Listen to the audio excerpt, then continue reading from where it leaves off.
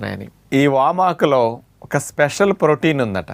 ఇది kidney stones రాకుండా ఎక్కువైన కాల్షియం ఇది ప్రోటీన్ లాక్కుని స్టోన్ ఫార్మేషన్ కాకుండా చేయడానికి కొంత ఉపయోగపడుతున్నదని ఇది ఇరాన్ వాళ్ళే ఇది కూడా చెప్పడం జరిగింది. అంటే దీని మీద చూడండి ఎంతోమంది ఎన్నో దేశాల వారు రకరకాల పరిశోధనలు చేశారు.